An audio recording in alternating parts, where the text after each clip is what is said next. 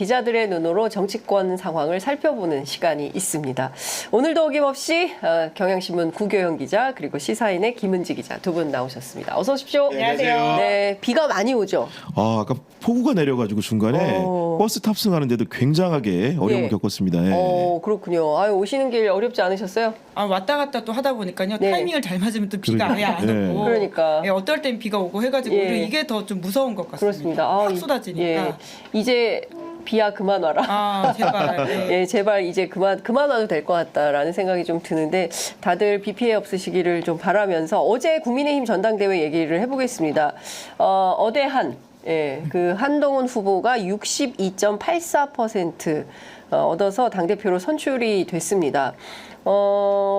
한동훈 후보 캠프에서 65% 얘기했었거든요. 네. 거의 사실상 맞췄다. 예. 네. 예, 다른 캠프에서는 아니다라고 했었는데 다 틀렸다. 어떻게 보십니까? 그 어제 어대안이라는 게 결국은 이렇게 확정적이었다는 것을 보여줬고요. 사실은 네. 기자들 같은 경우에는 기사를 많이 써야 되지 않습니까? 전당대회 네. 결과가 워낙 중요하기 때문에 뭐 스트레이트 기사도 쓰고 해설 기사도 쓰고 그 부속 기사로 박스도 쓰는데 어제 사실은 오후에 이미 전당대회가 시작되자마자 네. 한동훈 후보의 당선이 유력시 됐고 기자들 사이에서는 이미 기사를 미리 써놨다. 네. 그럴 만큼 어대안이 확정된 거고 아까 말씀해 주신 것처럼 캠프에서 65% 예측했다고 했는데 65.84%라는 굉장히 높은 수치로 당선이 되었다. 네. 이렇게 평가할 수 있을 것 같습니다. 뭐 절반 과반 넘기 어렵다. 뭐 원희룡 캠프에서 계속 그 얘기를 했고 결선 반드시 간다라고 했는데 네. 완전 틀렸어요. 네, 근데 사실 원희룡 캠프도 그러기 어렵다라는 것을 알고 있었다. 왜냐면 어제 선거 끝나고 이제 떨어진 사람들이 사례 비슷하게 인사를 하거든요. 네. 이제 그 자리에서 이제 원희룡 캠프 관계자가 결과적으로 좀 거짓말하게 된 게 있다라는 취지로 이야기를 하더라고요. 그러니까 원래 예. 선거라고 하는 게 예. 나올 때까지는 내가 된다, 무조건 뭐 된다 이렇게 이야기를 하는 게 또 캠페인성이다 보니까 네. 그런 센 이야기를 했던 것 같고 결과적으로 결선 가기 어렵다라고 하는 것을 네. 막판에 대체적으로 알았던 사실인 것 같습니다. 네. 그 전반적으로 보면 득표수가 한동훈 후보가 62.84 그리고 원희룡 후보가 2등을 하긴 했어요. 네. 18.85 그리고 나경원 후보가 14.58 윤상현 3.73. 결국 셋이 합쳐도 한동훈 후보 못 이긴다라는 얘기가 사실 맞았다. 네. 그러니까 여론조사는 국민의힘 당원이 아니라 지지자들 대상으로 한 조사이기 때문에 당원 대상 조사하고는 완전히 불일치할 거다라고 전망이 있었는데 그건 사실이 아닌 걸로 확인이 된 거네요. 그러니까 여론조사 수치대로 흘러가는 흐름이 그대로 네. 반영이 된 거다. 그 여론조사의 흐름이 굉장히 정확했다고 보이고요. 아까 그 앵커 말씀해 주신 것처럼 네. 사실은 나경원, 원희룡 후보를 합쳐도 불과 33%가 조금 넘습니다. 그러니까요. 그런 상황인데 한동훈 후보의 득표율이라는 것은 거의 더블 스코어에 가까울 정도로 큰 격차로 이겼고 결국은 윤석열 대통령에 대한 실망, 그 지지율을 네. 통해서 여론조사에서 여러 차례 입증되어 있지 않습니까? 그런 네. 부분들과 그리고 친윤 세력들이 주류가 일부 결집을 했는데 거기에 대한 당원들의 반감이 결합한 결과로 결국은 원희룡 후보를 측면 지원하는 흐름들이 후발부에 있었지만 네. 그럼에도 불구하고 대세를 넘기에는 굉장히 역부족이었다. 네. 이렇게 평가할 수 있을 것 같습니다. 이 선거 초반에 사실 김건희 여사 문자가 굉장히 큰 핵심 화두로 등장을 하지 않았습니까? 그리고 한동훈 후보의 익심 논란으로 촉발이 좀 되면서 사실상 뭐 무례하다, 예의가 없다, 어떻게 여사님의 문자를 읽고 답변조차 안 할 수 있냐 이 프레임으로 가져가려고 했었던 거잖아요. 근데 그것도 안 먹혔고 막판에 공천 취소 논란이 상당히 큰 파장을 일으키긴 했지만 결국 그것도 당원들에게는 큰 영향을 미치지 못했다. 경향신문 보니까 헤드라인이 윤심 통하지 않았다.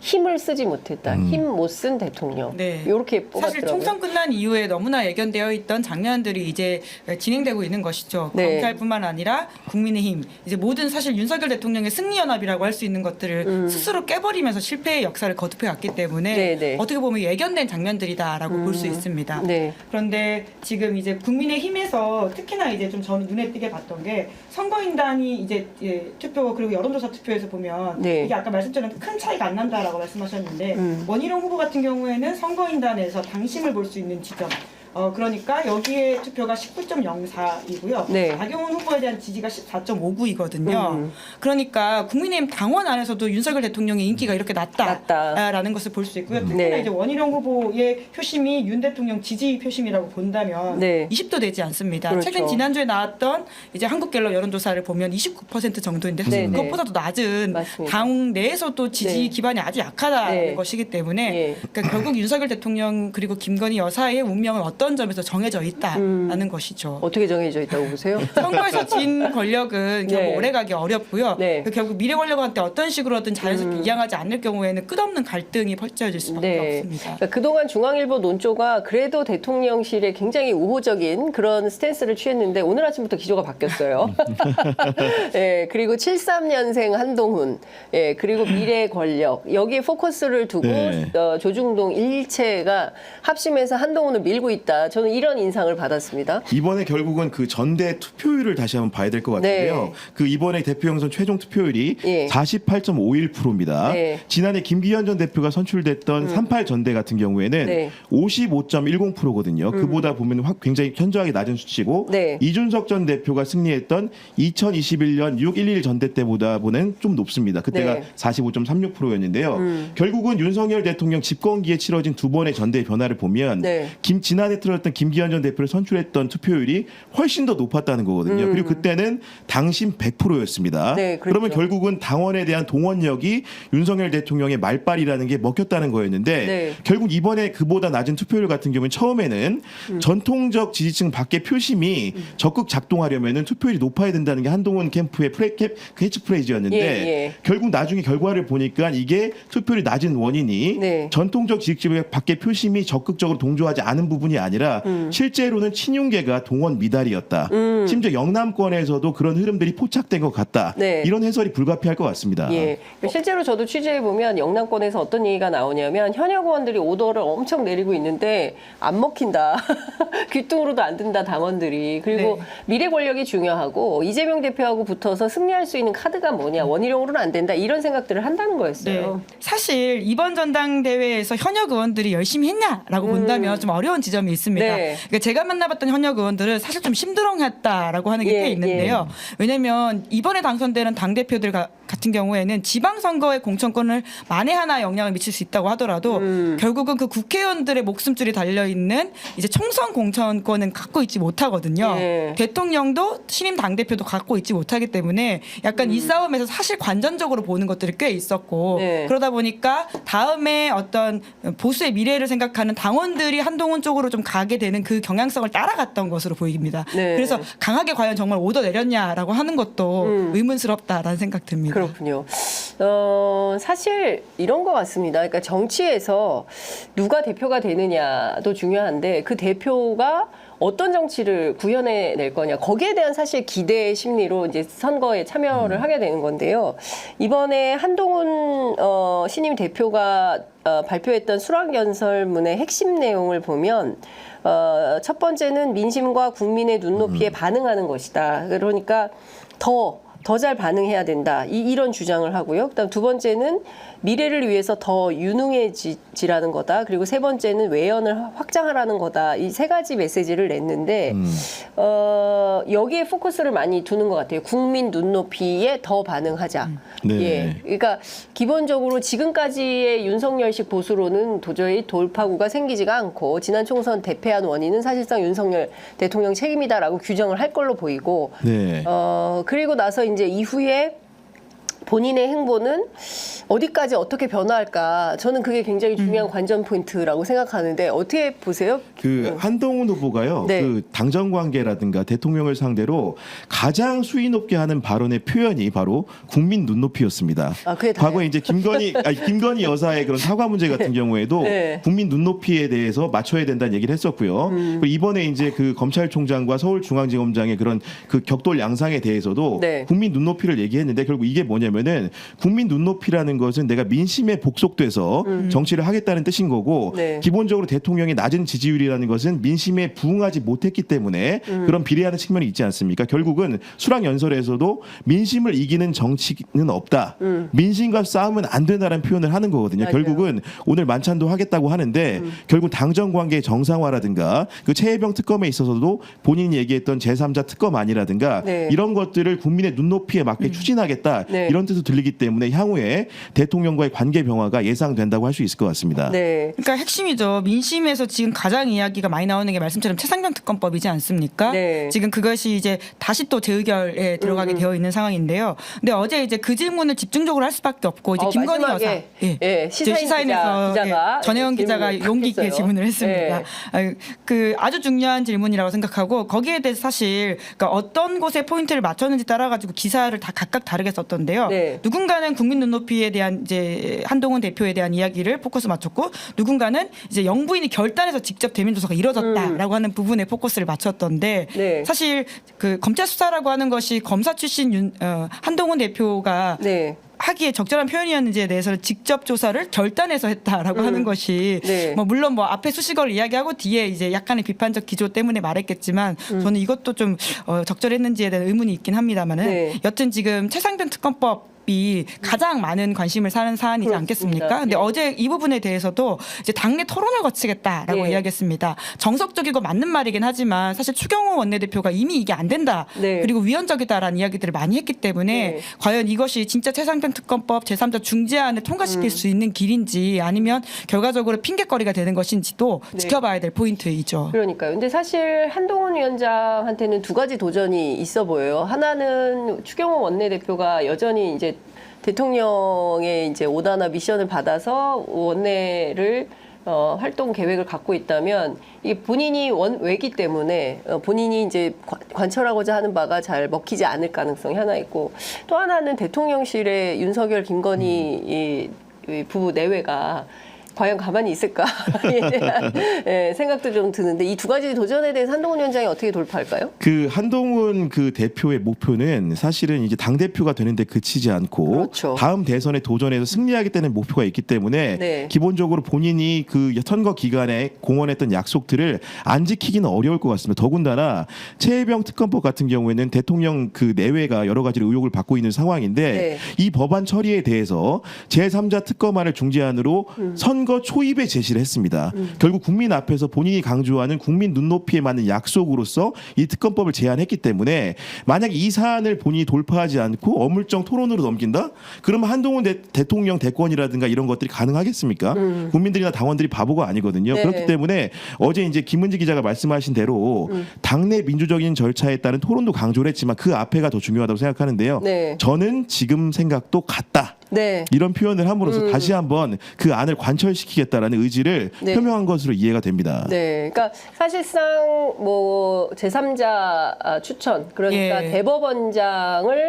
대법원장이 추천하는 특검으로 해서 최혜병 특검법을 통과시키자라는 주장인 건데 그 추경호 원내대표는 이 안에 대해서 명백히 반대하는 건데 예. 사실상 8표만 그럼요. 확보하면 되는 상황입니다. 거고 예. 실제로 한동훈 후보 캠프에 17명이 활동을 했다고 한다면 8명 정도는 얼마든지 이탈을 할 수 있게 되는 이런 산수가 가능해지는 거 아닙니까? 실제로 그리고 이제 민주당을 비롯한 야당에서도 이 네. 중재안에 대한 고민이 있는 것으로 알고 그렇죠. 있고요. 그렇게 넘어갔을 경우에는 굉장히 이제 한동훈 리더십이 이제 시험대에 바로 오르게 되는 상황이라고 할 수 있습니다. 네. 그리고 이제까지 했던 말에 어떤 반한 행동들을 하기 어렵기 때문에 네. 특검은 갈 수밖에 없다라고 하는 것인데요. 만약에 그런데 안 된다라고 한다면 시작부터 많이 이제 행보가 어그러진다라고 네. 볼 수밖에 없습니다. 그러니까 지금 당장 뭐 어제 당선되고 오늘 첫 일정이 시작이 네, 오늘 현충원 이제 될 텐데, 갔더라고요. 예, 예. 예. 벌써 현충원 갔어요? 예, 예. 그렇군요.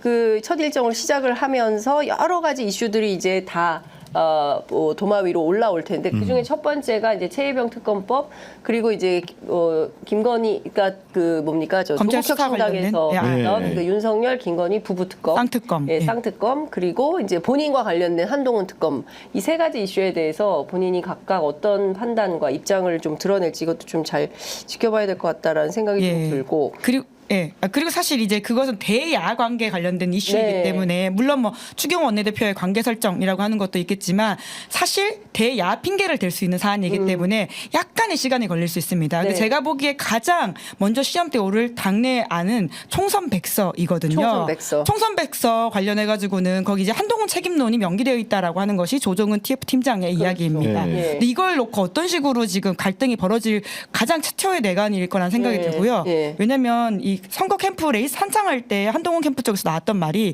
2조 심판하겠다. 네. 근데 그 2조 심판이 이재명 조국이 아니라 예. 이철규 조정훈이다라는 맞아요. 식의 이야기까지 예. 나왔었고요. 예. 그게 심지어는 박정훈 이제 최고위원 후보가 토론할 때 오죽하면 당내에서 이런 말까지 나오냐라는 예. 식으로 공론화시키기도 했었습니다. 네. 이제 그러다 보니까 이 갈등 전선이라고 하는 것이 소위 친윤계 네. 그리고는 친한계 사이에 예. 1차 내관일 수밖에 없고요. 그리고 백서는 지금 당장 나오게 되어 있거든요. 그럼 이걸 두고 어떻게 해석할 것이냐는 아주 빠르게 올 당내 갈등 네. 사안입니다. 이 빠르면 뭐 오늘부터 시작되는 거 아닙니까? 전쟁이. 지금 네. 방금 전에 그 국민의힘 신인 지도부가 현충원 참배를 했다는 소식을 아까 전해줬는데 네. 그 한동훈 그 대표가 쓴 방명록 문구가 네. 더 경청하고 네. 더 설명하고 더 설득해서 네. 국민의 마음을 얻고 함께 미래로 가겠습니다입니다. 네. 결국은 이거 자체가 아까도 거듭 강조드립니다만은 국민의 마음을 얻겠다고 하는 국민이라는 표어 자체가 네. 당정 관계, 대통령과의 그런 수직적 관계들을 네. 수평적으로 국민의 눈으로 바꿔게 나겠다는 선언이기 때문에 네. 향후 이제 지도부 안에서도 여러 가지 신윤계 최고위원들이 있지 않습니까? 그 여러 네. 가지 의사결정 과정에서 갈등이 없을 수가 없다, 있을 것이다 이렇게 이해할 수 있을 것 같습니다. 근데 저는 한동훈 신임 대표의 어떤 스탠스가 굉장히 모호하다라는 생각이 좀 드는 겁니다. 일단 동료 시민은 더 이상 쓰지 않네요. 근데 일단 국민으로 바뀐 거고. 근데 어제 현장에서는 깨어있는 동료 시민 뭐 이런 식의 네. 배지를 달고 왔던 팬들이 많았다고 팬들이 하더라고요. 예. 본인은 아니잖아요. 예. 예. 뭐 경청하고 설명하고 설득하겠다. 사실 이 메시지는 지난 총선 이후에 윤석열 대통령이 이 국정운영 기조는 옳고 이 방향은 맞는데 설명이 부족하고 언론 홍보가 잘못됐고 그래서 공직기강부터 바로 잡겠다. 이런 얘기를 해서 큰 논란이 있지 않았습니까? 근데 앞서 말씀드린 대로 이 기조는 한동훈 신임 대표하고 윤석열 대통령하고 기조가 좀 같다.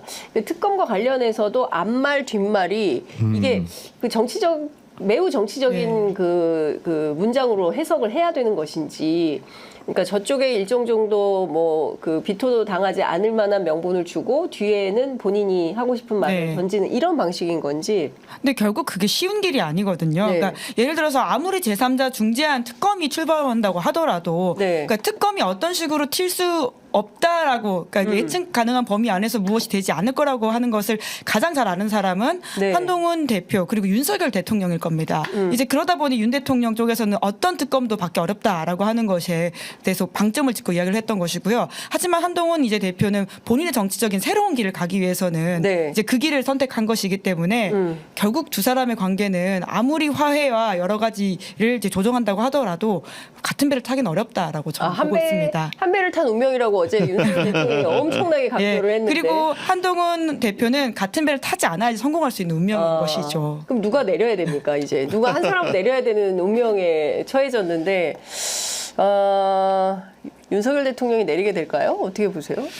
일단은 집권 3년 차고 아직 임기가 많이 남았긴 했지만은 생각보다 윤석열 대통령의 어려움이 굉장히 일찍 찾아온 것 같고요. 결국은 네. 지난 2년 동안에 국민을 설득하지 못했고 그의 그런 여러 가지 정치 행위 자체가 당을 수평적 관계에서 이끌고 가기보다는 수직적으로 늘 꽂아넣는 듯한 느낌을 줬기 때문에 네. 이런 결과를 초래한 것 같고 사실은 이번 선거 과정에서 아까 우리 앵커도 말씀하셨지만은 꾸준히 보여줬다는 것이 윤석열 대통령이 한동훈을 원하지 않는다라는 시그널을 그렇죠. 정말로 음향으로 많이 줬거든요. 근데 그런 후보가 압도적으로 당선이 된 겁니다. 네. 대통령이 어제 사실 전대에 들어왔을 때 오랜만에 기분이 좋았을 수 있어요. 입장하는데 원내대표 끼고 네. 정책위 의장 끼고 그러면서 많은 사람들이 악수하고 환호하고 영상 찍는 걸 보고 네. 자 됐어 이거야라고 생각했을 수 있는데 네. 결국은 이석을 또 빨리 할 수밖에 없는 상황이 오지 않았습니까? 그렇습니다. 결국은 이런 것들을 보면은 그 둘 사이의 관계라는 것이 공식적인 언어로 표현할 수 없는 내재적 갈등이 너무나 폭이 크기 때문에 네. 아무리 겉으로 인사하고 만찬하고 한다고 해서 하루아침에 잊혀질 일은 아닌 것 같다.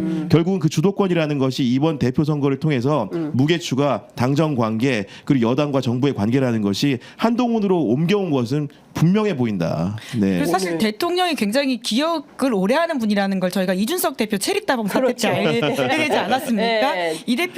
이준석 대표와 사이가 안 좋다라는 이야기를 대선 때부터 굉장히 오래 나왔던 네. 이야기였는데 선거에 승리하고 지방선거 승리한 이후에는 좀 관계가 괜찮아졌나라고 하는 오해가 있었지만 결과적으로는 뒤에서 이제 문자 보냈던 게 내부 통제라는 당대표 그렇죠. 뭐 이런 식의 이야기가 있었던 예, 것이고 예. 끝없이 대통령은 이제 본인한테 서운했던 것들을 오래 기억하는 분이다라고 하는 것을 상기시켜주는 여러 장면들이 있습니다. 그런데 한동훈 이제 대표도 사실 본인에게 서운했던 것들을 좀 오래 기억하는 스타일이 아닌가라는 네. 생각이 드는데요. 예. 이번 그 당대표 토론회 그렇죠. 때 보면 예. 굉장히 그 비상한 기억력들을 순간순간에 보여주고 있습니다. 네. 그렇기 때문에 둘 다 이게 평행선을 그릴 가능성이 있다. 아주 그러니까 뭐라고 할까요? 그러니까 지금 당장의 갈등은 살짝 유예했겠지만 언젠간 터진다라고 볼 수밖에 없는 것이 네. 권력의 속성이기도 하고요. 두 캐릭터의 어떤 특징이기도 하다라는 생각이 듭니다.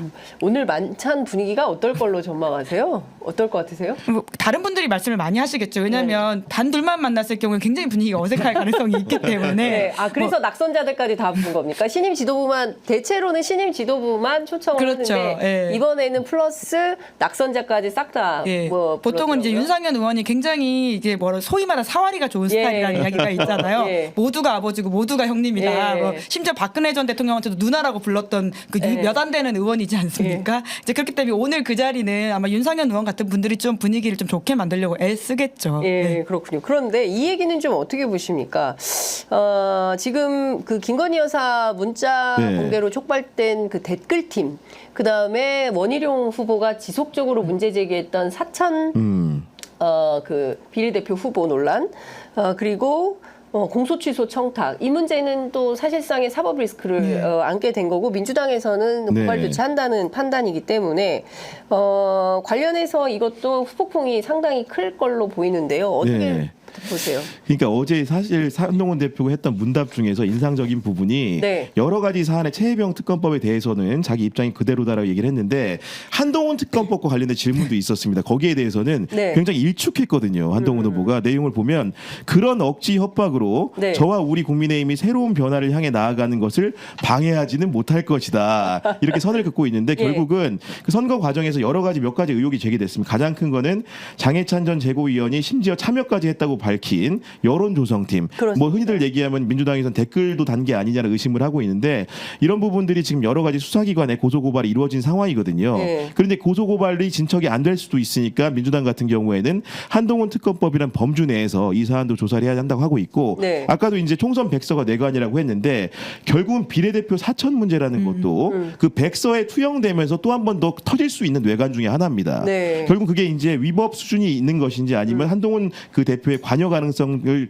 거론하는 수준인지 모르겠지만은 만약에 백서에 그런 위법을 의심케 하는 여러 가지 정황 증거들이라든가 네. 진술이 담긴다고 한다면 네. 이 역시도 굉장히 수사의 촉매제가 될 수 있는 발화점이 될 수 있다. 네. 네, 이렇게 볼 수 있을 것 근데 같습니다. 사실 네. 이조 심판론이 네. 그 계속 얘기를 했단 말이에요. 이철규, 조정훈 그리고 한동훈 캠프에서 당선되면 친윤계 몇 명은 손볼 거다 이런 말도 또 기자들 사이에서 돌았어요. 그렇죠. 그랬을 때 타겟이 되는 이 두 사람이 당하고 있을까요? 어떻게 네, 이제 보세요? 그러다 보면 또 당내 갈등이 생기겠죠. 이제 더 이제 수습되지 않고 이제 커질 가능성이 있는데요. 네. 근데 우선은 또 이제 그것의 하나의 시험대가 당직을 어떻게 인선하느냐라고 볼 수 있을 텐데 지금 이제 사무총장이라고 하는 자리가 아주 중요하지 않습니까? 그렇습니다. 게다가 이제 한동훈 신임 대표는 당무 경험이 많지 않기 때문에 사무총장이 누가 되는지가 아주 중요한데요. 원래부터도 계속 이야기 나왔던 게 이제 배현진 의원이라든지 네. 이런 분들이 계속 지금 노리고 있다라는 식의 이야기가 여의도에 있었습니다. 네. 심지어 어제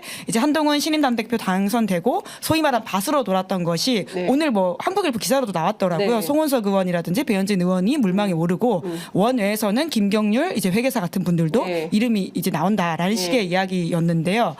누가 나오는지에 따라 가지고는 이제 소위 말한 당내 협치의 관계들을 좀 가늠해 볼 수 있을 거라는 생각이 들긴 합니다. 일종의 과거에 했던 방식대로 뭐 네. 일종의 친윤 학살 뭐 이런 프레임으로 접근할 수 있을 만큼의 그런 인사를 할까요?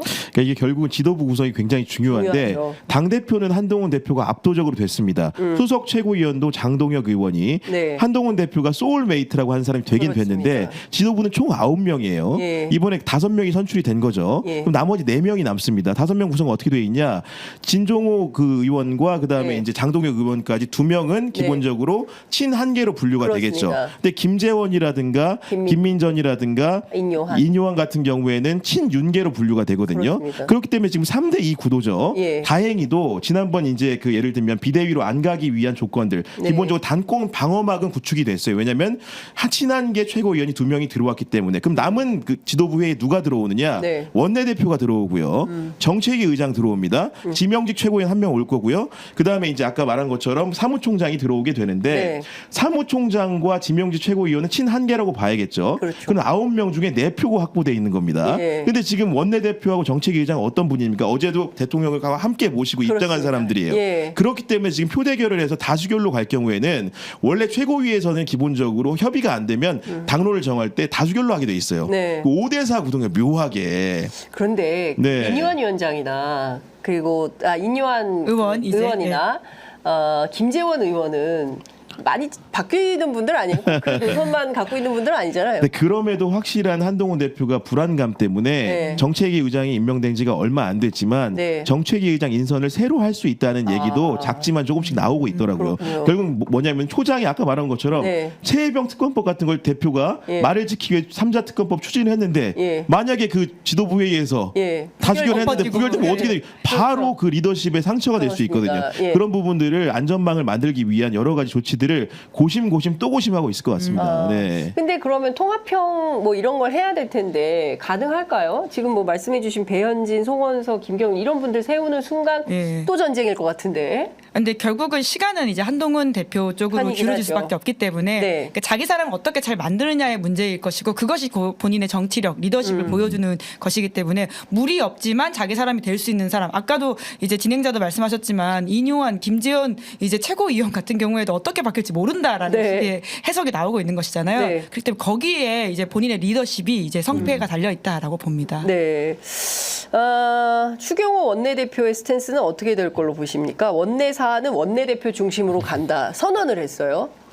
그러니까 사실은 윤석열 정부에서 네. 초대 경제부총리도 했고. 그러니까 아마도 이제 그 교통 정리를 할 때 네. 기본적으로 이제 입법부의 여러 가지 법안 처리라든가 여러 가지 중요한 의사 결정 행위 자체가 국회라는 전장에서 벌어지기 때문에 그 배지를 달고 안 달고가 굉장히 중요하긴 합니다. 맞습니다. 그러나 저희가 단연간의 정치부 경험을 통해서 알고 있는 것처럼 원내 대표보다는 당 대표가 세고 그렇죠. 결국 당론을 정하는 건 당 대표입니다. 그 추경호 원내 대표가 뭔가 자력을 발휘해서 여러 가지 주장을 하지만은 결국은 네. 이 큰 대세의 흐름을 거스르고 본인이 다른 입장을 얘기하기에는 리스크 부담이 너무너무 크다. 네. 네. 아까 김민지 기자께서 이제 대야 관계에서는 시간이 좀 있다. 당장 중요한 것은 당내에서 이 역학구도에서 확실하게 우선 리더십을 확보하는 것. 리더십을 확보하고 이제 권력을 선점하면서 당에 대한 어떤 지도력을 발휘를 해야 되는 게 더 중요하다 이런 말씀해 주셨는데 그럼에도 불구하고 밖에 있는 이재명 대표, 조국 대표 이 이조에 대한 고민은 계속 있을 거 아니겠습니까? 그럼요. 예. 그러면 전선이 2개의 전선이 생길 텐데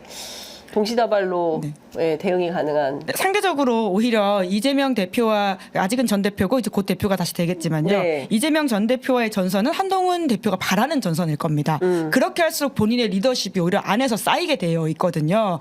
그렇기 때문에 오히려 안에서 힘들수록 바깥으로 계속 이야기를 돌릴 것이고요. 그런 식으로 하면서 이재명과 잘 싸울 수 있는 사람 나밖에 없다. 결국은 미래 권력으로서 다툴 만한 사람 나밖에 없지 않느냐라는 식의 이야기를 끌고 갈 것이기 때문에 그러니까 오히려 지금 한동훈 대표 체제에 대해서는 야당이 좀 숙제를 안게 된 것도 있다라는 생각이 들긴 합니다. 네.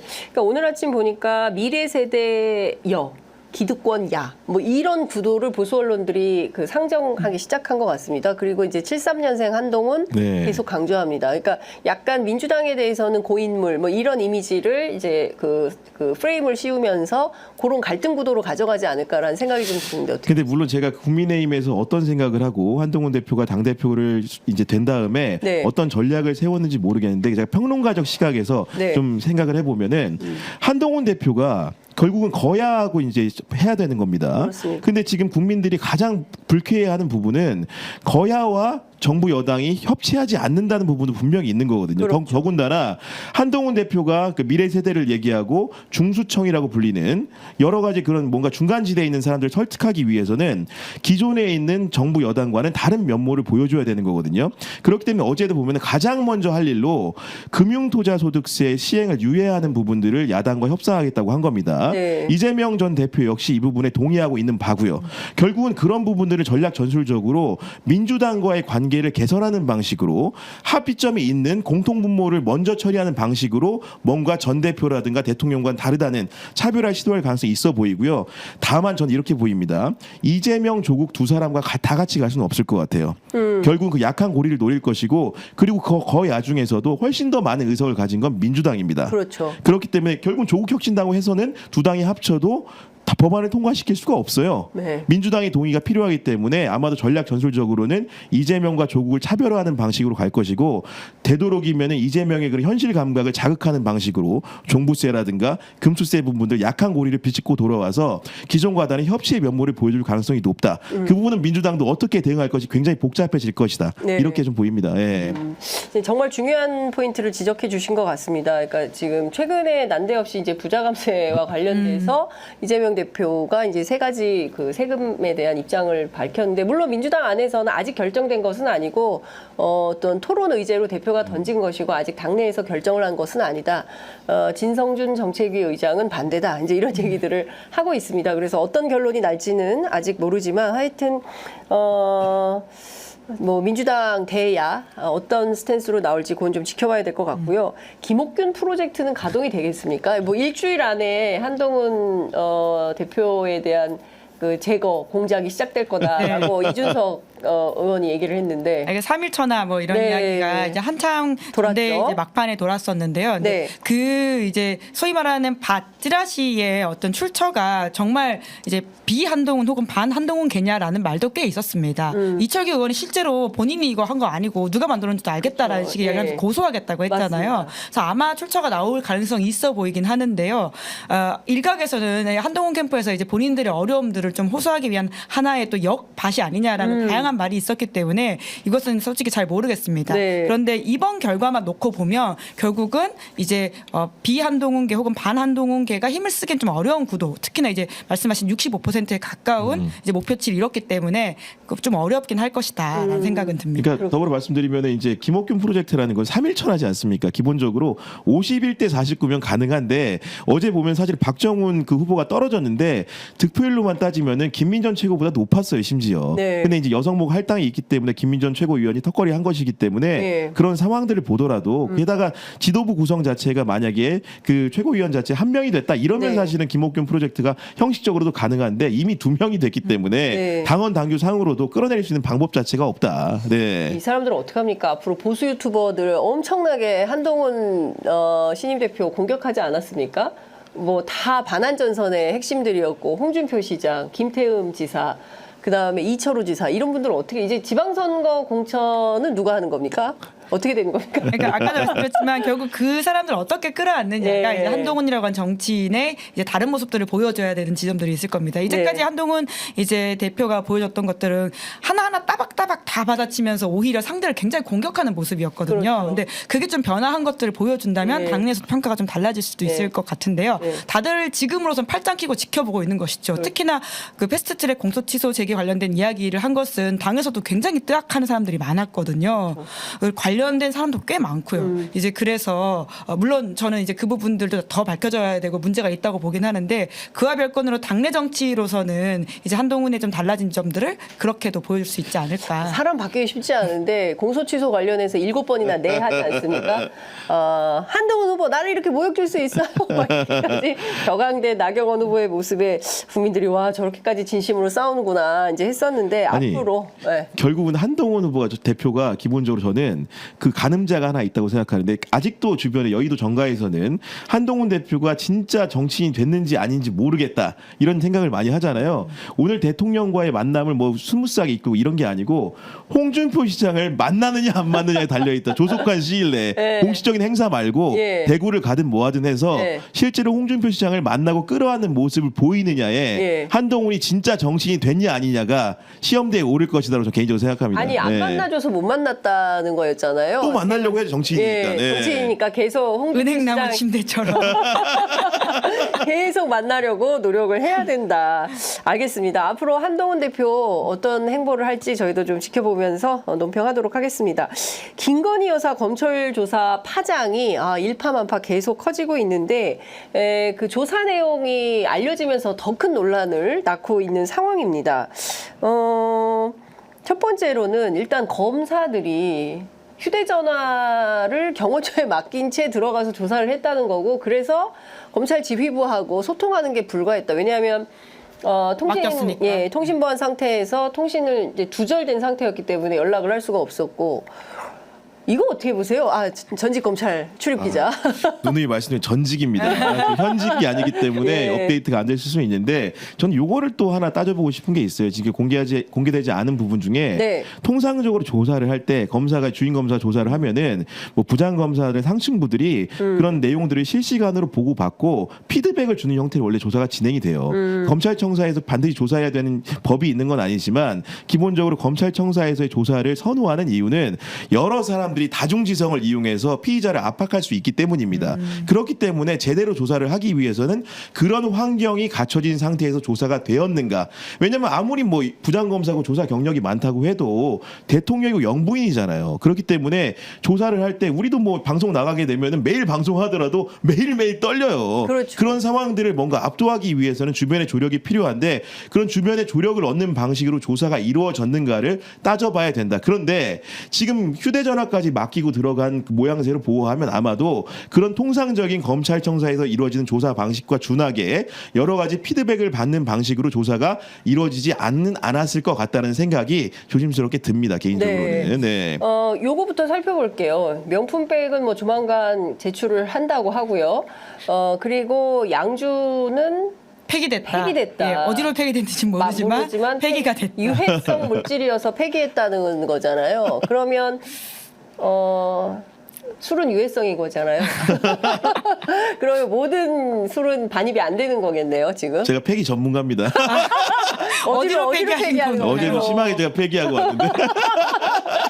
이제 앞으로 술은 폐기하는 걸로 이렇게 해야 되는 겁니까? 근데 저는 이런 설명들이 오히려 국민들의 공분을 자극한다고 생각합니다. 그러니까 사실 저는 이제 지금 이것이 그 검찰 내분처럼 보이게 하는 지점들이 있는데 양쪽 다 뭐가 그렇게 당당한가라는 생각이 듭니다. 그러니까 물론 지금 황제조사하는 모양새를 치게 된 서울중앙지검 수사팀 문제가 있죠. 핸드폰 지금 스스로 반납하면서 수사를 할 정도의 열정을 가지고 있었으면 앞서서 이제까지 뭐 했냐 이런 이야기를 다시 할 수밖에 없고요. 그리고는 이 사건 지금 7시간, 8시간 뭐 이렇게 좀 조사했다는 거 아닙니까? 그 정도까지 아닌가? 합쳐서 11시간 50분 네, 정도라고 11시간 하니까요. 50분, 네. 중간에 식사 시간 빼고 나면 이렇게 두 건을 조사하는데 이 정도 시간이 걸렸는데 이 2년 동안 그럼 뭐 했냐. 그리고 심지어 명품백 사건은 작년에 벌어졌는데 그럼 뭐 했냐. 이런 이야기를 할 수밖에 없고요. 이제 수사지휘권 관련해가지고도 양쪽 다에게 문제가 있다는 생각이 드는 게 그러니까 물론 지금 수사지휘권 관련해가지고는 재차 요청을 했더니 박성재 법무부 장관이 거절했다. 그렇죠. 이런 부분에 있어서는 지금 검찰총장이 문제의식을 느끼고 있는 것에 대해서는 동의하지만요. 작년 국감만 하더라도 이원석 검찰총장이 나왔을 때 수사지휘권 관련해서 그 야당에서 질의했을 때 도이치모터스 주가 조작 사건 내가 개별 수사권에 개입할 수 없기 때문에 이야기 못한다 이렇게 이야기했거든요. 근데 갑자기 뭐가 바뀌었냐. 상황 변경이라고 유일하게 윤 대통령이 선거에서 졌다는 것밖에 없습니다. 네. 결국 권력에 힘이 빠지니까 이제 와서 열심히 하는 척하는 모습에 대해서도 좀 부끄러운 줄 알아야 된다라는 생각 듭니다. 그러니까요. 저도 어제 검찰 내부 취재했는데 아무도 이거 뭐 중요하게 생각 안 하고 우리 조직은 원래 이래요 라는 분위기에다 이거 약속 대련 아니냐 이런 판단을 검찰 내부에서 하고 있는 것이고 국합 배드캅 나눠가지고 네. 너는 나쁜 사람 역할 나는 좋은 사람 역할 하면서 그냥 정해진 역할놀이 하는 거다라는 얘기가 현직 검사들이 그런 얘기를 합니다. 네. 굉장히 국민들로서는 참을 수 없는 판단이긴 합니다만 이 정도 수준이다. 그 이원석 검찰총장이 그 이제 결국은 토요일에 김건희 여사의 조사가 있었고 일요일에 그 사실이 전해지면서 굉장히 국민적 공분을 자아냈는데 네. 월요일에 오후 6시 10분부터 1시간 반가량 그 대검 참모들한테는 그 검찰총장 패신 사건의 전말을 네. 설명을 했다는 거고요. 그 전말이 전해진 내용들을 보면 크게 3번의 굴욕이 있었던 것 같다. 첫 번째로는 2월에 결국 김건희 여사에 대한 조사 시도들 송경호 중앙지검장 시절에 그런 조사에 대해서 인사 움직임이 있었다는 거 아닙니까? 그때 네. 그 이원석 총장 같은 경우에도 강경하게 이제 대응하는 과정에서 인사를 안 하고 매듭 짓는 걸로 넘어갔는데 그건 역시도 이제 총장으로서 굉장히 굴욕적인 상황이었을 것 같고요. 5월 같은 경우에는 결국은 송경호 그 지검장을 뭔가 핀셋으로 찝어내는 인사가 있었고 그 명품백 사건 수사하는 1차장 검사 그리고 도이치모터스 주가적 지휘했던 4차장 검사를 또 곤란해서 바꿨습니다. 그렇죠. 그리고 그 인사 과정에서 박성재 법무부 장관이 총장과 충분한 협의를 하지 않았다는 사실이 드러났고요. 이게 두 번째 굴욕이라고 할 수 있는 것이고 세 번째 굴욕이 가장 크겠죠. 결국은 그 김건희 여사라는 현직 영부인을 사상 초유의 조사를 하는데 검찰 총수가 지휘권 행사는커녕 조사 사실을 보고받지 못했다는 것은 엄청난 굴욕이거든요. 그렇습니다. 그러니까 아까 김은지 기자 그 말씀하신 대로 이런 굴욕적 상황이 오면 사실은 좀 더 강경하게 의사 표현을 해야 될 것 같은데 그 부분 예를 들면은 또 이제 여러 가지 그 감찰 그 지시도 아니고 뭡니까 사실 보니까 예, 여러 가지 진상규명, 진상규명을 진상조사, 예. 네, 진상 조사라는 예. 건데 예. 그런 언어 자체가 예. 누군가를 너무 의식하고 있는 듯하다. 그렇죠. 사실 임기도 얼마 안 남았잖아요. 그리고 본인 말대로 하더라도 직무대행 기간까지 합치면 이미 2년 임기를 넘겼어요. 그럼 직을 던지면서까지 강력한 각오로 뭔가 정권에 대한 살아있는 권력에 대한 항거를 해줘야 된다고 생각을 하는데 그런 부분을 하지 못하니까 결국 국민적 여론이라든가 검찰청사 안의 민심도 선뜻 이원석 총장 편이 아닌 것 같다. 뭐 어중뛰다고 생각하는 거겠죠. 그렇죠. 네. 그러니까 사실 이원석 총장 시절에 살권수는 없다. 예, 살아있는 권력에 대한 수사는 못 하고 있고 안 하고 있는 것이고 심지어는 뭐 감찰 지시 바로 즉각적인 감찰 지시를 해야 되는데 감찰 지시라는 말도 못 쓰고 진상 파악이라는 표현을 예. 써요. 진상 파악. 진상 규명도 아니에요. 진상 파악을 해보라고 하고 그러니까 이거 왜 그런 거냐라고 했더니 지금 감찰부장이 사실상 친윤 라인이기 때문에 감찰 지시에도 그 감찰이 먹히지 않을 것 가능성이 높아서 네. 또 망신당할까봐 감찰 지시도 못하는 수준이다. 그리고 사실상 이창수 지검장이 협조하지 않겠다. 협조라는 표현을 써요. 총장한테 지검장이 당신한테 협조 못해. 네. 이런 태도인 거예요. 그러면 이거는 말씀하신 대로 심각한 하극상이고 이게 항명이거든요. 박정훈 대령이 아니라 실제로 검찰 안에서 보자면 이게 있을 수 없는 일인데 이 와중이다. 그런데 이 정도 되면 저는 26일 날 차라리 청문회 출석을 해서 지난 시기 무슨 일이 있었는지 국민 앞에 소상히 밝히고 윤석열 대통령이 스타 검사가 됐던 그 길을 밟는 게 오히려 훨씬 본인에게 유리하지 않을까 싶은데 또 불출석 사유서를 냈어요. 법치주의를 문제 삼아서. 네, 뭔데 사실 과거에 윤석열 검사처럼 스타 검사가 되기 좀 어려운 상황인 게 아까 구계훈 기자도 잘 지적해 주시지 않으셨습니까? 내부에서도 사실 이 반응이 뜨뜻미지근하다. 그러니까 물론 지금의 수사 방식 황제소사라고 하는 것에 대해서도 뜨악해하는 검사들이 많습니다. 검찰 조직 내에서도 이게 뭐냐라고 하고 있지만요. 또 다른 지금 수사팀의 항변이 뭐냐면 이제까지 안 하던 조사 우리가 겨우 했다 이것인데요. 지금 이것에 대해서 서로 다 약간의 명분이 있다 보니까 이 뜨뜻미지근한 상황. 그래서 이원석 검찰총장한테 완벽하게 힘이 실리고는 있지 않은 부분들이 있어 보이는데요. 이제 그러다 보니까 지금 이프로스라고 하는 검찰 내부 망에 사실 이런 식의 이제 역부인의 전에 없던 황제도사 논란에 대해서는 검찰 스스로 문제 제기를 하면서 말씀하신 살권수에 대한 이야기도 목소리를 높여야 되는데 그런 게 잘 안 보인다라고 하는 것이죠. 그런 지금 검찰 조직 분위기가 있기 때문에 지금 26일 청문회 출석은 이원석 총장으로서는 뭐 딱히라는 네. 상황인 것으로 보입니다. 참 이런 기회에 김건희 여사도 출석을 좀 해서 미뤄두었던 사과도 좀 하고 예, 국민들 앞에 도대체 무슨 상황에서 그런 백을 받고 화장품도 폐기했다는 거잖아요. 미국 할인마트에서 산 걸로 알고 미국 할인마트에서 알았다. 산 건 받아도 돼요, 그러면? 예?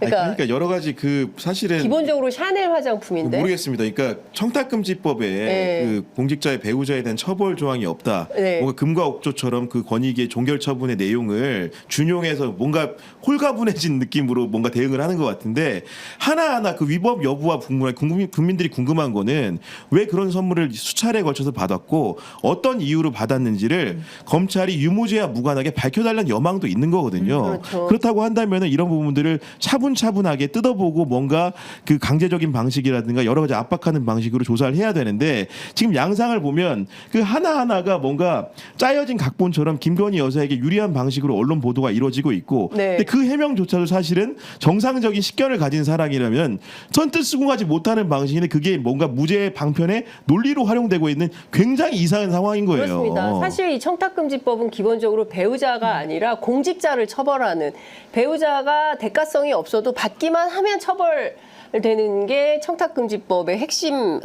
법리인데 그 자체를 깡그리 그냥 무시해 버리는 거고, 만약에 청탁금지법이 아니면 알선주제나 뭐 그밖의 문제로 충분히 의율할 수 있음에도 불구하고 아예 그냥 나는 무죄야, 나는 뭐 문제가 없어라는 식의 궤변을 늘어놓고 있으니까 국민들이 보기에는 야 이건 좀 납득하기가 어렵다라는 생각이 좀 듭니다.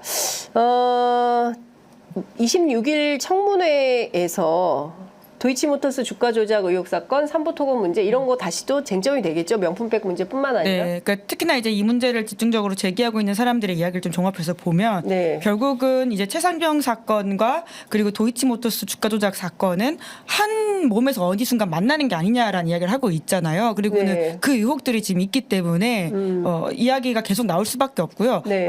이번 26일 탄핵 청원 청문회만이 아니라 이미 이번 주에 있었던 뭐 금융위원회 위원장이라든지 이런 사람들 청문회에서도 계속 삼부토건 이야기들이 나오고 있거든요. 네. 이제 그래서 이것은 쭉 갈 수밖에 없는 의혹이다. 예. 그러니까 특검으로서 좀 의혹을 풀어야 된다라는 것이죠. 검찰을 믿기 어려운 지점들이 계속 쌓이고 있지 그렇습니다. 않습니까? 근데 사실 이원석 총장 뭐 막판까지 실제로 참 그 검찰의 오욕의 역사를 남기고 굴욕적으로 청사를 떠나는 그런 상황이 되지 않을까 싶습니다.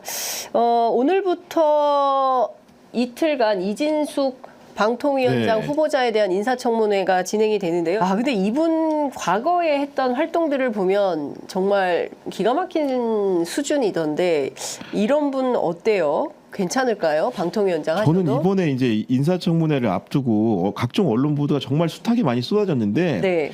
그 중에서 가장 이제 충격적이었던 거는 그 한 강연에서 문화 권력도 좌파 쪽으로 돼 있죠. 이렇게 얘기하면서 기가 막힌다고 하면 열거한 영화들 이름이에요. 예를 들면은 뭐 그 형사가 재벌가를 수사했던 뭐 베테랑이라든가 아니면 친일파 암살 작전을 다룬 뭐 암살이란 영화 그리고 5.18 민주화 운동을 소재로 했던 그 택시 운전사 있잖아요. 네.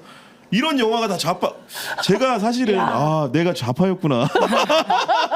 이런 생각을 하게 하는 네. 정말 귀로 들었을 때 굉장히 의심이 되는 수준의 네. 그런 지적이었고 더군다나 우리 시사인에도 직접 출연도 했지만 정우성 씨 같은 경우에도 네. 뭐 세월호 참사와 관련된 다큐멘터리에 육성 뭐 이렇게 녹음을 한 모양이죠. 네. 그런 부분들로 해서 이제 좌파 연예인으로 낙인을 찍는다거나 아니 뭐 이런 부분들이 정말로 이제 납득할 수 없는 수준의 상식을 가지고 있다. 네. 그렇기 때문에 이런 분이 결국 방송 권력 싸움에서 공정하게 균형의 잣대를 유지해야 될 사람인데 네. 이런 치우친 그 사상적 배경을 갖고 있는 사람이 방통위원장이 되는 게 과연 옳은 것인가 국민들에게 근본적 물음을 던졌다고 봅니다. 네. 그 심지어 이제 태극기 날리며 같은 경우에는 보도연맹을 다루고 있기 때문에 그 당시 오히려 네. 좌파 영화라고 하는 비판을 샀다라고 저희 방송 출연했던 변영주 감독이 이야기를 네, 하던데요.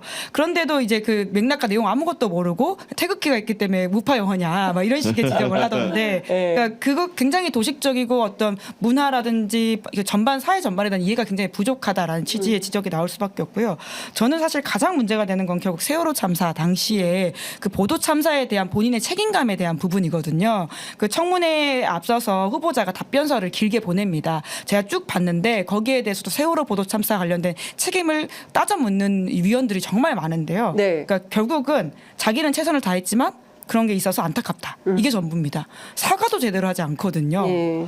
오늘 과연 이거 관련해서 어떤 이야기를 할까 또 참 네.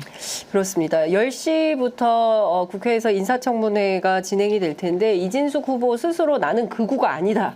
예, 극우가 아니다라고 강조를 하고 있는데 그동안 그가 했던 행적들을 쭉 밟아보면 사실 그 MBC 기자 시절에 중동 특파원 뭐 또 이라크 전쟁 과정에서 보여주었던 국제 전문 분쟁 전문 기자로서 보여줬던 능력과 김재철 사장 때 홍보국장을 맡아서 실제로 MBC 민영화 관련된 활동을 한 것뿐만 아니라 여러 가지 이력들을 보면 특히 이제 미래통합당으로 해서 뭐 대구시장 출마하고 정치인으로 변신하기까지의 과정을 보면 이분은 굉장히 극단적 사고에 있는 분이 맞다. 지금 뭐 쭉 설명해 주신 대로. 근데 이런 분이 방통위원장에 앉게 되면 우리 언론 방송 통신은 어떻게 되는 겁니까? 근데 결국은 그 우원식 그 국회의장이 중재안도 내놨잖아요. 네. 그 공영방송 이사 선임 절차를 중단하고 뭔가 이제 방송사법 문제나 이런 것들을 합리적으로 조화롭게 균형감 있게 고쳐보자 했는데 그런 뭐 제안에 대해서도 여당이 뭐 이런지하에 거절한 상황이고요. 네네. 이준숙 내정자가 결국은 방통위원장 되면 뭘 하겠습니까? 결국은 이제 공영방송 이사들을 바꾸는 과정을 통해서 MBC 네. 같은 경우는 대주주인 방송문화진흥회 이사를 교체함으로써 사장을 구미에 맞추는 사람으로 정권의 입맛에 맞는 사람으로 바꿀 가능성이 상당히 큰 거 아닙니까? 네. 결국 그렇게 되면 방송이라는 게 또 한 번 MBC라는 구성원들은 또 한 번 이제 여러 가지 폭압적인 상황을 겪게 되는 것이고 결론적으로 그 피해는 시청자들이 고스란히 입게 될 것이다 이렇게 생각합니다. 제가 오늘 아침에 이제 저는 아침에 출근길에 라디오를 이렇게 막 돌려서 듣거든요. 여기저기 막 돌려서 듣는데 그냥 그 뭐 민주당 얘기나 이런 거 별로 없어요. 진보 이제 별로 다루지 않습니다. 그러니까 전반적으로 보수화돼 있어요. 그나마 방송이? 예, 네. 방송이 굉장히 보수화돼 있고 그나마 뭐 특히 오늘 한동훈 후보가 이제 그 대표에 당선돼서 더 그럴 수도 있겠지만 전반적으로 다루는 의제 자체가 대단히 보수적인 상황입니다. 그나마 뭐 저희 같은 유튜브 프로그램을 통해서 진보 언론들이 그나마 우리 사회의 어떤 개혁과 진보를 위해서 뭐라도 좀 해보려고 하는 노력이 있는 것인데 점차 사회가 그냥 극단적 차별, 뭐 극단주의, 뭐 여전히 색깔론 막 이런 거에 사로잡혀서 이 역사인식조차 제대로 안 된 분들이 고위직들을 차지하면서 국가의 미래 비전보다는 과거로 끊임없이 퇴행하는 이 반복의 역사를 어디서 어떻게 끊어야 될지 저는 진짜 아침에 출근하는데 이렇게 답답함이 밀려오더라고요.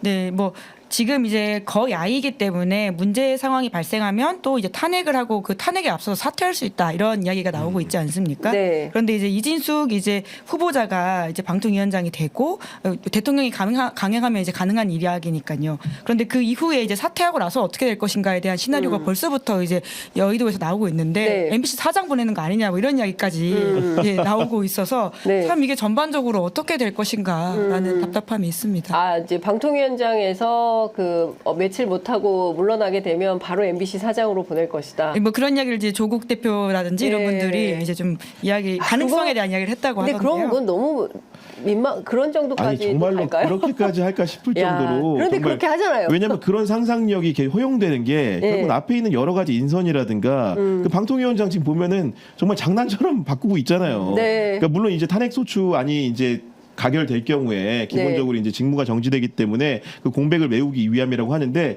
이진숙 방통위원장 후보자의 결국은 역할이 뭡니까?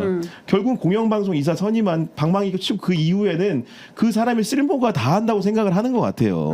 뭔가 진정하게 이제 우리 균형 감각이 있고 여러 가지 이제 좋은 방송을 지향한다고 하면은 그런 쓸모를 생각하면 안 되지 않습니까? 그 사람의 가치 지향이라든가 나라의 발전 이런 걸 보고 해야 되는데 굉장히 용도 폐기하는 수순으로 보여요. 그러니까 막 용도 폐기가 안 된다면 MBC 사장 가는 거겠죠. 더 큰 쓸모가 있었네요. 만약 네. 그런다고 한다면. 그럼 진짜 별의별 이야기가 다 나오는 것이죠. 네. 네. 그리고 지금 사실 지난번에 국회의장 우원식 의장께서 중재안을 냈습니다. 이제 방송사법 계속 필리버스터 하겠다고 나서기도 하고 그러니까 차라리 이참에 공영방송 이사 선임 계획을 추진하지 말고 그리고 여기에서도 뭐 탄핵 얘기하지 말고 이렇게 좀 둘 다 총구를 좀 내려놓고 협상을 해보자 9월 한 달 동안 뭐 이런 주장을 했었는데 실제 그거는 무의로 돌아가게 된 거죠. 오늘 의장이 기자회견을 통해서 그에 대한 입장을 밝힌다고 네, 하더라고요. 아까 이제 구교영 기자께서 잘 지적해 주셨는데 결과적으로 이제 여당에서 전혀 공간을 만들어 주지 않게 됨으로써 네. 이 안은 결국 폐기가 되게 된 건데요. 이제는 이제 필리버스터 안이 구체적으로 나오고 있거든요. 네. 이제 여당에서 어떤 식으로 필버를 하느냐라는 가는 식으로 이제 끌고 갈 거기 때문에 굉장히 좀 의장의 의미 있는 중재안이 네. 결국은 좀 물거품이 될 가능성이 아니 크다. 들어보니까 닷새 전에 조호섭 국회의장 비서실장이 네. 그 대통령실을 찾아가서 정진석 비서실장과 대화를 한 걸로 알고 있고요. 근데 네, 이제 네. 그런 여러 가지 제안들에 대해서 기본적으로 그 국회의 일이라는 취지의 답변을 들었고 결국은 이게 그렇습니다. 사실 보면 국회의장이 사실은 이렇게 한다는 것 자체가 지지자들도 네. 호응하지 않을 수 있음에도 불구하고 뭔가 총대를 메고 이렇게 간 건데 이런 제안들이 하나하나 이제 그 묵살되는 걸 보면서 네. 그렇다면 대통령실은 그 야당 압도적 우위의 국회에서 도대체 그 법을 어떻게 통과시키고 하겠다는 것인지 그런 비전 자체가 굉장히 알기 어렵다. 사실 국회의장을 통해서 이런 경유하는 문제 자체도 뭔가 논의조차 못 해본다고 한다면은 네. 과연 어떤 방식을 원하는 것인가? 그냥 여당이 가져다주는 정부가 가져다주는 안대로만 그냥 거수기를 원하는 것인가? 이런 근본적인 회의감도 저 들더라고요. 예. 방금 속보가 하나 들어왔는데요. 박찬대 더불어민주당 대표 권한대행이죠. 원내대표 겸임하고 있는데 방송사법, 국회법에 따라서 신속히 매듭 짓겠다. 국민들께 공영방송을 돌려드릴 것이다라는 입장을 밝혔습니다. 그러면 사실상 다시 또 이 법안에 대한 필리버스터를 시작으로 해서 무한 반복의 궤도로 다시 들어가게 되는 이런 상황으로 보이는데요. 이 부분에 대해서는 한동훈 신임 대표가 무슨 해법이 있을까요? 방송사법 반대하겠죠? 당연히 뭐 사실 당론으로 반대 의사를 밝혔기 때문에 네. 이거를 뭐 한동훈 후보가 뭐 들어서서 새로운 고려를 할 가능성은 낮아 보이고 예. 다만 아까 말씀드린 것처럼 한동훈 대표도 어려운 건 마찬가지인 것 같아요. 결국은 그 지난 그 대표들이나 대통령실과 차별화를 꾀해야 되는데 대통령실이 무한정 그 거부권을 행사하고 뭔가 이렇게 엄포를 놓는 상황에서 재량이라는 게 굉장히 없어 보이는 상황인 것은 맞는 것 같다. 왜냐면은 법안을 뭔가 통과시키더라도 대통령실의 그런 거부권이 예고가 돼 있기 때문에 그런 부분들이 정치력이 굉장히 시험대에 오른 상황이다. 이렇게 해설할 수 있을 것 같습니다.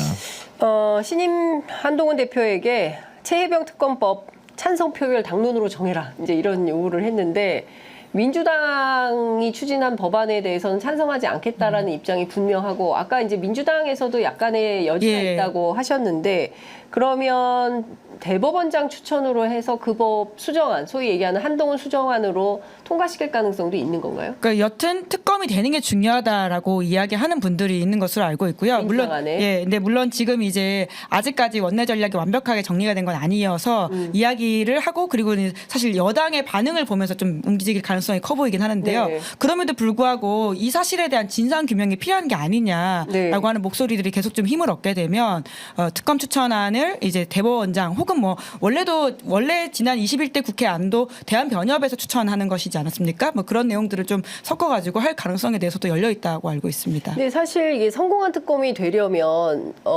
그동안 대법원장이거나 대한변협에서 추천했을 경우에 성공보다는 실패한 확률이 높았기 때문에 이번에 이 특검을 성공시키려면 반드시 이제 야당이 추천하는 특검이 와야 된다. 그래야 제대로 된 특검 조사를 할 수가 있다. 안 그러면 어차피 대법원장 대통령이 추천하기 때문에 입맛에 맞는 분을 청구할 가능성이 높고 그랬을 때는 그 특검의 결론은 너무나 뻔하다. 이렇게 반대하는 분들도 있는 것 같아요. 근데 뭐 일선에 이런 얘기도 있더라고요. 수사의 난이도가 사실 중요한데 네. 그 최혜병 수사해야 의혹 같은 경우에는 난이도가 높은 수사는 아닌 것 같다. 결국은 그게 무슨 얘기냐면은 특검을 추천을 누가 하는 게 너무너무 중요한 문제기는 한데 그 난이도에 비춰볼 때 특검이라는 게 제3자가 추천을 하더라도 기본적으로 현상적인 법안에 담겨 있는 수사 인력이라든가 규모나 기간만 보장이 된다고 한다면은 제3자 특검법을 받아서 해보는 것도 나쁘지 않다라는 의견이 있다라는 정도로 네. 좀 얘기할 수 있을 것 같습니다. 예. 그 대통령의 이제 거부권의 무한 반복이 이제 다시 또 이제 시작이 될 걸로 보여요. 그러니까 뭐 재의결되면 또 무산이 되고 다시 또 법안을 내고 또 대통령 거부권 행사를 하고 실제로 검찰 내부에서는 윤석열 대통령이 현직 대통령 자리에 있는 한 검찰 개혁 법안도 이런 거 다 안 될 거다. 공소청 절대로 안 된다. 왜냐하면 대통령이 계속 거부권 행사할 거기 때문에 이제 이런 기대 심리가 있더라고요. 그런 측면에서 보자면 3년 남은 임기 안에 국회와 행정부 간의 갈등 이것은 더 심각해질 거고 여기에서 중재자 역할을 해야 되는 게 바로 한동훈 신임 대표인데 그가 미래 권력을 생각해서라도 조금 여지를 두면서 협치를 할지 가능성은 몇 퍼센트 정도로 보세요? 근데 적어도 최상병 특검법 이런 것들을 그러니까 네. 정쟁의 도구라든지 본인의 정치적 전략으로 생각해서는 안 된다라는 생각이 드는데요. 그러니까 지금 사실 한동훈 대표 쪽 이야기는 뭐냐면 오히려 내가 제3자 특검안을 내니까 적진이 분열되지 않느냐, 민주당이 지금 싸우고 있다 이런 식의 이야기로 내부를 설득하고 있다고 들었습니다. 근데 그런 식의 생각 말고 진짜 최상병 특검법 통과시키겠다는 생각으로 이야기하고 진정성을 보여줘야 된다고 생각합니다. 네. 아유, 참 답답합니다. 그럼에도 불구하고 정치 발전을 기대하는 많은 시민들이 그래도 이렇게 방송 함께 하시면서 이제나 저제나 뭔가 변화가 있지 않을까 이제 생각을 하게 되는데 민주당도 상당히 좀 지금 뭐 전당대회를 진행하면서 변화가 좀 보이는 상황인가요? 사실은 뭐 당대표 선거 같은 경우에는 워낙 독주기 때문에 네. 그 부분에 대해서는 뭐 이렇게 말할 필요가 없을 것 같고요. 다만 이제 또 이제 최고위원 선거 자체는 처음에는 뭐 이렇게 친명 일색이라고 해가지고 흥행이 뭐 안 될 줄 알았는데 생각보다 그 레이스가 재밌게 굴러가고 있는 것 같다. 특히나 이제 다선 의원이었던 김민석 그 의원의 뭔가 이제 수석 최고위원 입성 가능성을 거론하는 사람들이 많았는데 그게 또 이제 그렇게 안 되고 정봉주 그 원외에 있는 정봉주 후보가 선두를 달리게 되면서 굉장히 경쟁에 주목하는 상황이 벌어졌고 더군다나 이제 당원들의 마음이라는 게 말 그대로 이재명 전 대표가 이렇게 순서 정해준 대로 가는 건 아니구나 네. 이런 생각을 좀 하게 되면서 당원들의 마음이라는 것, 당심이라는 거는 옛날에 뭐 이동전화 얘기처럼 움직이는 거다. 네, 네. 뭐 이런 얘기를 들을 정도로 새로운 발견을 하게 됐다. 이런 평가들이 좀 있는 것 같습니다. 오늘 저녁 KBS에서 김지수, 김두관, 이재명 새 당대표 후보가 토론을 한다고 하는데요. 치열하게 토론을 하게 될지 그건 좀 지켜봐야 될 것 같고요. 한동훈 신임 대표가 친한계 국회의원 10명 정도와 전당대회 직후 회동을 갖고 대통령실과 치열한 소통을 하겠다. 이런 입장을 밝혔다고 하는데요. 어떤 소통이라고 말을 해야 될까요? 치열한 소통의 내막은 싸우겠다는 건가요? 뭔가요? 어떻게 봐야 돼요? 네, 그 동아일보 기사인데 네. 국민들이 박수 쳐주지 않으면 안 되니 국민보호 열심히 하자. 대통령실과도 치열하게 소통하겠다. 이런 이야기를 했다라고 하는데, 근데 한 참석자 말에 따르면 한 대표가 앞으로 국민 눈높이에 맞는 부분을 많이 이야기할 것 같다라고 했기 때문에 적어도 지금까지 나왔던 한동훈 대표 쪽의 국민 눈높이는 이제 윤석열 대통령의 눈높이와는 좀 달랐기 때문에 어떤 갈등은 좀 예견되어 있는 것 같다라는 생각이 듭니다. 오늘 아침 라디오에 출연한 개혁신당 허은하 대표가 어대한 맞다. 어차피 대표는 한 달짜리다. 이런 얘기를 하더라고요. 그리고 지금 당대표는 여전히 윤석열 대통령이다. 그래서 이 윤석열 대통령 시대를 정리를 하고 수평적인 당정 관계를 마련하지 않는 한 근데 이제 그렇게 쫓아내는 네. 게 굉장히 집요하고 굉장히 모욕적일 거다. 이제 이런 전망을 하던데 실제로 한 달 안에 무슨 사달이 벌어질지 그건 저희들이 좀 지켜보도록 하겠습니다. 아유, 우중에 이렇게 함께 해주셔서 너무 감사드리고요. 다음 주에 또 뵙도록 하겠습니다. 오늘 말씀 잘 들었습니다. 고맙습니다. 감사합니다. 네, 감사합니다.